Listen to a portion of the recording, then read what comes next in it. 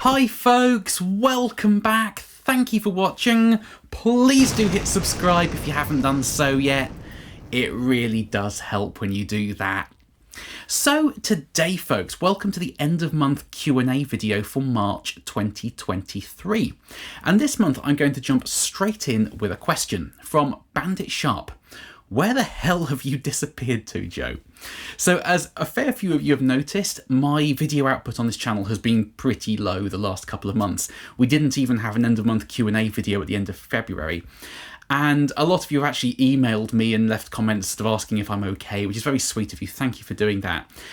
The honest truth is I've been so unbelievably busy the last couple of months that I just haven't had the time to make too many videos. That's the sad truth of it. And until now, the last few years, what I've always tried to do is basically treat this channel like a day job, to sit alongside my other day job and everything else I do in life. And it's just become a bit unsustainable. And there's no real reason to put out a video every 5 days or a video every 4 days, because that's a completely self-imposed sort of release schedule. There's not really any good reason to be trying to treat this channel like a day job, which it kind of isn't. It's a hobby for me more than anything else. So the rest of my life has been very busy, hugely stressful in lots of ways, and I've just had to take a bit of a break from doing YouTube videos. So I think there was a whole month where I didn't release anything, and I have to fly out to Lisbon to work for the next few days. I'm actually filming this video on the 28th, so a few days before when I would usually film it, but I didn't want to leave you folks without an end of month Q&A video this month like last month. So I'll schedule this to go live in a few days time, so you see it on the last day of the month as usual. But yeah, I've just had to kind of reassess how I run this channel, and it is essentially a hobby, and treating it like a second day job has, in all honesty, it's made me quite unwell the last few months. I've really been struggling trying to keep up to everything, to the point everything's kind of landed on top of me somewhat. So I hope you folks understand, but don't worry, I'm not going anywhere. There's going to be plenty of very nerdy content coming soon. I'm still going to be working with manufacturers to bring you really interesting bits of gear, so don't worry about that. Everything's going to kind of carry on as normal. It's just going to be a little less regular and regimented going forward. It has to be, unfortunately. Otherwise, it just kind of becomes a bit untenable. Jack Nance 22. Killer opener, Joe. The Eggnog delivers some of the sweetest harmonics and crunch I've heard. Excellent demo. So this was introducing the Tubesteader Eggnog pedal, and it was really great to work with Ollie at Tubesteader as kind of launching the product and creating the video that went out when that pedal was first announced. It was really fun to be a part of that, and it really is a spectacular sounding pedal. It sounds small, but that's exactly what it's shooting after, that tiny 5-watt Tweed Champ crank, sort of Neil Young low-end sagging out early Joe Walsh type thing. It's going after that sound, and it really does a very special job of capturing that tone. I think there's another question about the Eggnog here. Mario Drisson. In all honesty, when I read what this thing's supposed to be or to do, I just thought, oh no, here we go again. Another Tweed style Fender amp in a box type of thing. Boring, seen that, hardly ever sounds good. But this one does sound good. I'll keep an eye on this pedal. Definitely check it out if you get a chance to, because if you're into that kind of really sort of vintagey small Tweed combo type thing, I've never played anything that does it quite as well as the Eggnog. It's a wonderfully designed pedal, and it captures that tone very, very well. Freddie Cook Jr. Great jam, Perky, though cartoon a little unnerving. How did you do that? So this was the track I recorded for the Eggnog demo, and I put it out as a standalone track as well. I think Ollie at Tubesteader put it out on his channel too. And it was basically me recording the track using the Eggnog on all the guitar and bass parts. And yes, I added a sort of cartoon effect to the footage. It's a stock Final Cut Pro filter. You just drop it on. It takes 2 seconds to do. It just made it look a little bit more interesting than just various camera angles of me in my bedroom.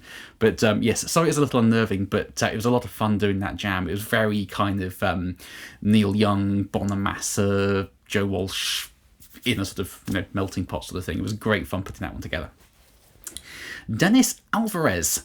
Those are some great pickups there. They remind me of an actual 60 Strat in seafoam green that a friend in high school had in the early 70s.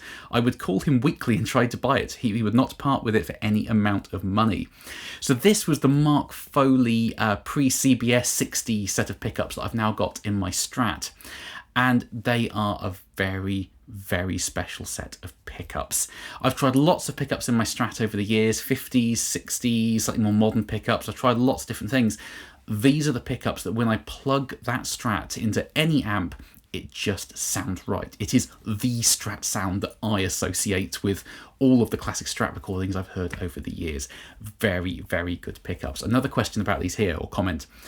Byrov is really quite unique when you have a pickup that cuts and snarls but never is abrasive or harsh. I'm fascinated by these sets as well as other Mark Foley offerings. I just purchased Lola 64s. We will see if they can give me a similar vibe. If not, I'll be giving Mr. Foley a ring.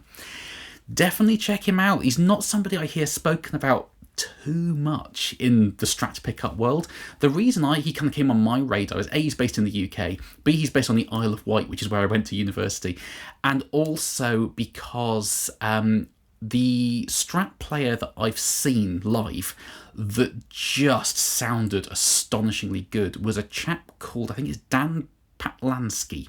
He was supporting Joe Satriani when I saw him probably 5 or 6 years ago, and he's a Strat player, and I saw him play and it just sounded godly.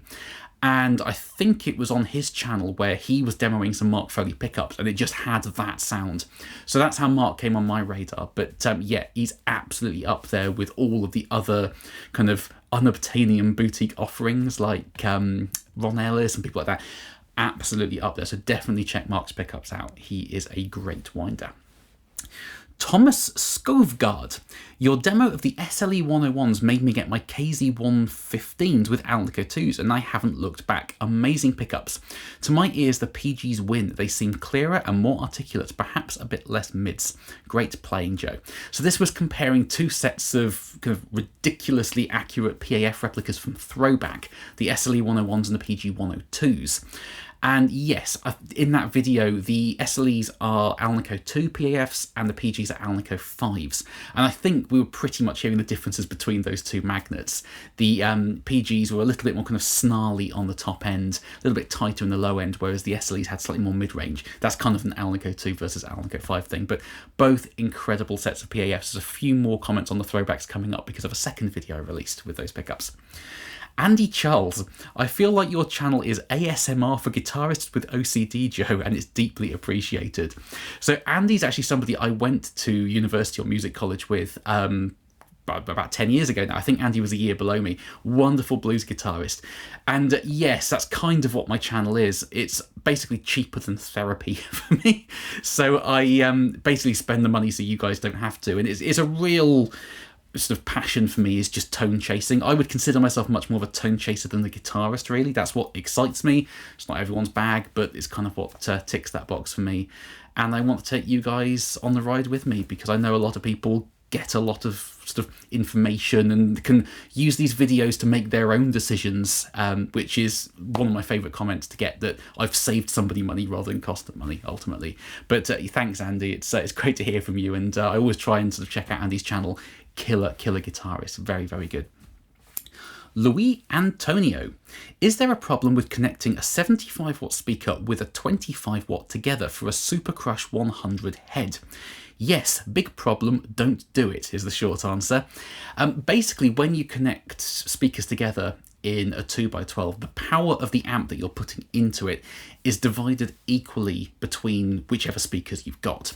So with a Super Crush 100, that's a 100 watt head. So in a 2x12 cab, both of those speakers are going to be receiving 50 watts. Regardless of whether it's series or parallel, ultimately they receive the same wattage.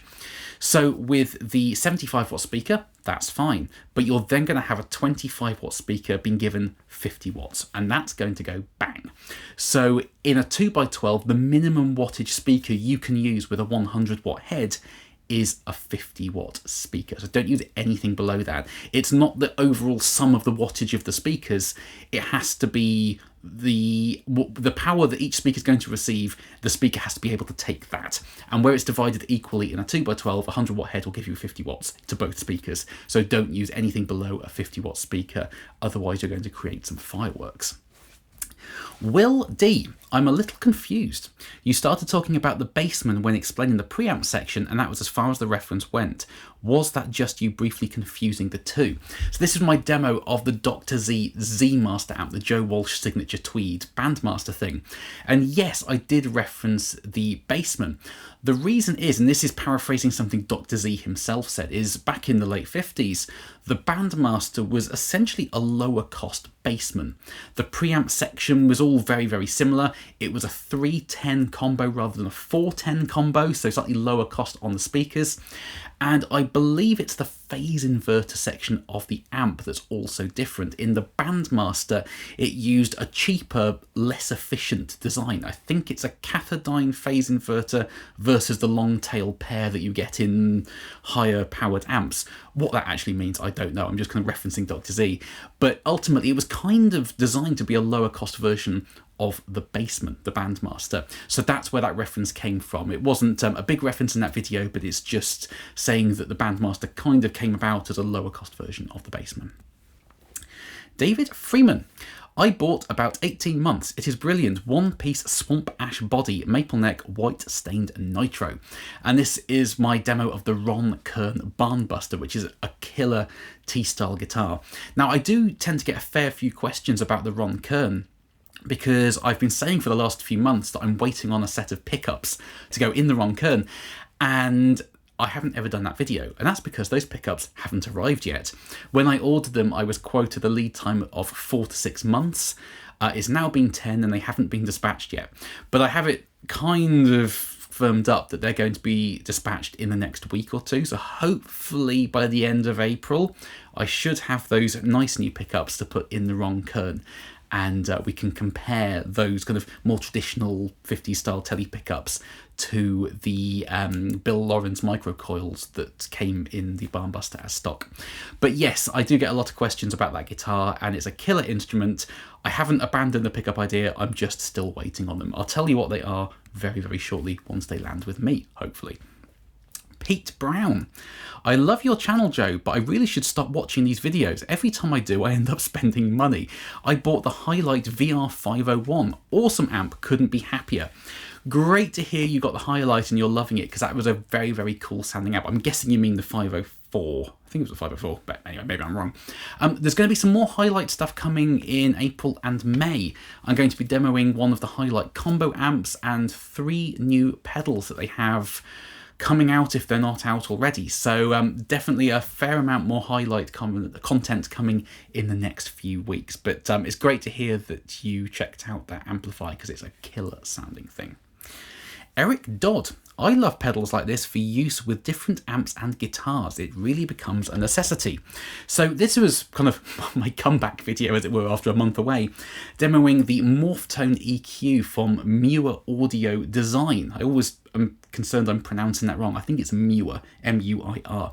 It's a very unique pedal, this. And as I said in that demo, it can do some very simple things. Subtle tone enhancement, buffering, a slight level boost, or you can really go to town with it and blend 2 EQs together, be surgical at removing problem frequencies, and be really kind of brutal with how you alter the sound using the pre and post effects loops with different pedals in those, with a powerful EQ in the middle. It can do pretty much anything. But yes, that was one of the sort of examples I used in that video, was you can use a pedal like this to kind of take 2 guitars of opposing qualities. I used a Strat and a 335 style guitar, and you can make one of them sound slightly more equivalent to the other with a bit of sort of tasteful EQ, so that if you're playing live, you don't have to EQ your amp and pedals for a Strat and then plug a 335 in and everything sounds really muffled and boxy, because that's what the 335 is. You can move it a little bit closer to the Strat, where you still get the tonal differences of a different style of guitar, but it's not kind of worlds apart. You can kind of narrow the window so that it all works together. Great use of a pedal such as the Morphtone. Peter Elson. That is a killer telly. I saw it in some of your other vids, and when you called it a 50 Lux in the other vid, I thought, gee, I don't remember Fender making a 50 Lux telly. Great name. The pickguard design is so cool, and the pickups sound fantastic also. A super one-off design, great job.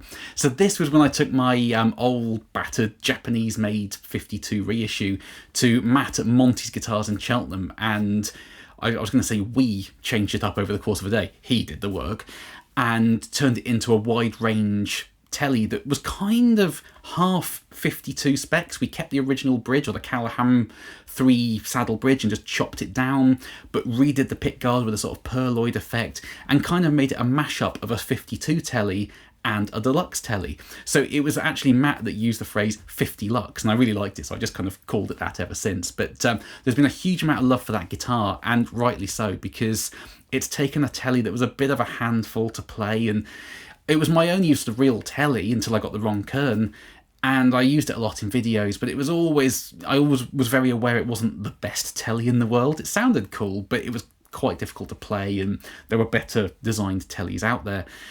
But then Matt took it, refretted it, changed the angle of the neck, and all the stuff you saw in that video, and it's been turned into one of my favourite guitars. I play it all the time now, and I'm so thankful to Matt still for his Herculean efforts in revamping that guitar, because it's turned a tired old guitar into something I use pretty much every day. It's astonishingly good now. And yes, the wide range humbuckers, I was worried I wasn't going to like them, because I tend to live in 50s and very early 60s world with guitar pickups and setups and designs, and the wide ranges came out in, I think, the early 70s, so it's slightly later than the era I would typically go for. They are so special. Really, really great. Brad Staup. Something seems a little more alive on the Unoriented. So, going back to the ThroBak PAF replicas, I decided to swap the magnets in the PG102s, because the stock Alnico 5 magnets had a little bit too much kind of aggression on the top end. Sounded beautiful clean, but as soon as it went into a gain the amp, I was having to roll the tone knob like down to 3 or 4 just to tame that kind of sizzle in the top end. It was a little bit much for me. So I swapped out the oriented Alnico 5s that they came with stock for the unoriented Alnico 5s, which are kind of a halfway house between the Alnico 2s and the Alnico 5s. The metal alloy, or the aluminium, nickel and cobalt, aluminium, nickel and cobalt, I can't even talk today, that alloy is the same as other Alnico 5 magnets, but they're not subjected to a magnetic field before they're cooled, so they are an unoriented magnet, much more like an Alnico 2. So tonally they're kind of in the middle. And I'm really enjoying those unoriented Alnico 5s. They're very, very good in that guitar. They do seem to give you the best of both worlds in terms of Alnico 2 versus Alnico 5 PAFs. They kind of sit right in the middle in that sweet spot. You've got the kind of sizzle of the Alnico 5s, but the mids of the Alnico 2, they're not too aggressive, they're not too muddy, they just seem really well balanced. So I'm really enjoying that. Mark Wright, unoriented for me too, Joe. You need to take the plunge and get the Four Uncles ABR1 bridge and the Royal Mount posts and thumb wheels. You'd be amazed. I haven't actually heard of the Royal Mount posts, so I'm not sure whether that's a Four Uncles thing or a different company. The Four Uncles ABR1, if you don't know, is a venture that involves Dave Stevens, who is another kind of big player in the boutique PAF world over in the States. He's kind of up there with ThroBak and Wiz and people like that, as making some of the finest PAF replicas out there. And he went on a venture, I assume with 3 other people, because it's 4 uncles, to reproduce an ABR1 using vintage correct materials and tooling, get all the dimensions correct and get the tone correct and all of that. I've heard some very, very good things about the Four Uncles ABR1, but I believe they're like £400 plus. And I've always been quite hesitant to take the plunge with that, because I do also think, this is quite an important sort of tone-chasing perspective, I think, there does become a point when you're doing up an instrument and putting boutique PAFs in and ABR1s and getting refrets done and all that stuff, you can get a guitar closer and closer and closer and closer to vintage spec, but there does become a point where your playing is the limiting factor. And I think with things like my Les Paul, I'm now at that stage. I could probably carry on pouring money into that guitar, but ultimately the reason it doesn't sound like a burst is because of my fingers. I can't play like Paul Kossoff or Joe Bonamassa or people who have got epic tones out of bursts over the years, Clapton. I don't have those fingers. I'm a sort of basic rhythm player. I'm not a technically accomplished guitarist. And I think we're kind of getting to the crossover point now on a lot of my guitars where the spec is there, but my ability isn't. And spending £400 on an ABR1 that might give me 0.5% more of that burst tone, you start to kind of get the diminishing returns on that, and it starts to make less and less sense. That said, I would still love to try out a Four Uncles ABR1 at some point, so maybe I might look around on Reverb and eBay and see if any second-hand ones come up for slightly less money, because £400 plus for an ABR1 is pretty expensive, and you can probably get vintage originals for a similar sort of price to that. So one to note for the future, I think. But that is the end of the questions for this month, folks. As I said, apologies for being low on the output for the last kind of 2-3 months or whatever it's been. Life has just gotten in the way, unfortunately. But hopefully, once I get back from Lisbon at the end of this week, or tomorrow if you're watching this on release day, then hopefully things will start to be a little easier and I can start to get some slightly more regular content out. But it just has to fit around the rest of my life, and the rest of my life has been pretty frantic for the last few months. So apologies for that, but hopefully we can get back to something approaching normality in the next month or two. But some hopefully interesting content coming very, very soon. As I said, the highlight amplifier and 3 pedals will be coming. I've got another pedal from Past Effects over in Australia, a lovely flanger pedal to show you, and various other bits and bobs that I'm sort of cooking up in the background, and video ideas of comparing lots of tone benders and things like that. So there's plenty of ideas there. It's just finding the time to do it, which I will hopefully be able to do shortly. So thank you ever so much for watching, folks. I hope this video was interesting and useful. I do like doing these end-of-month Q&As. I didn't want to leave you without one, even though I'm not in the country on release day. But yeah, hope you've all had a good 2 months, and I will hopefully chat to some of you in the comment sections very, very soon. Bye-bye.